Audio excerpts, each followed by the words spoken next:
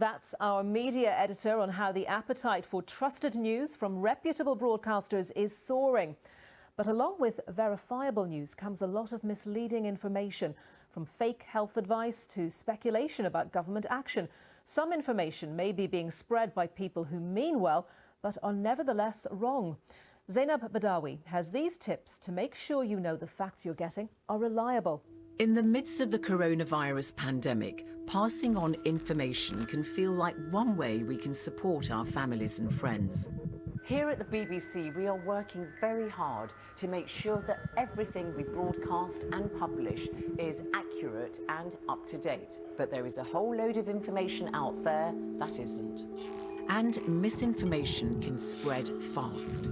If a message is sent to a WhatsApp group of 20, then each of them shares it with 20 other people, and this happens 5 times, it can reach more than 3 million people very quickly. Untruths can take many forms. One of the most common we're seeing is copied and pasted messages being passed around on WhatsApp or in Facebook groups containing bad advice or fake cures. And because these are shared by a friend or trusted source, it's not obvious who wrote these messages in the first place. Often they're attributed to a vague source like a friend's friend who's a doctor, soldier, or works for the government. For example, a voice note has been spreading on WhatsApp. In it, a woman is translating advice from a colleague who has a friend working at a hospital on the Spanish island of Gran Canaria. Some of the tips are helpful, such as washing surfaces thoroughly. But the voice memo includes misleading advice as well. The speaker suggests sunlight neutralizes the virus, and that coronavirus can be killed by taking a sip of warm water every 20 minutes.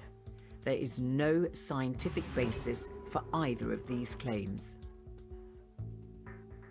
If you're not sure the whole post is true, it might do more harm than good to share it.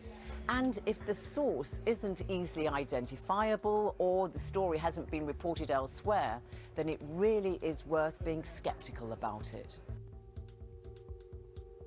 Pictures taken out of context can also be really misleading. A video from Italy was posted on Twitter showing military vehicles on the streets. There were rumours they were responding to coronavirus riots. In fact, they were returning from routine exercises that had nothing to do with the outbreak. Some of us may share information with our friends as a joke or to lighten their mood. But even if they don't take it seriously, others might. For example, a claim that lions were released in Russia to patrol the streets was taken seriously by some. It was not true. We all want to share news that we think will help others, but before you do, follow these steps. Has the story been reported anywhere else? Is it from a reliable source? Has the photo or image been taken out of context? If you're not sure, then maybe it's fake. And you can stop that information from doing harm by not sharing it any further. If you want to check medical advice, go on the World Health Organization website. And if you feel that a story isn't real, you can always look to a reliable source like the BBC.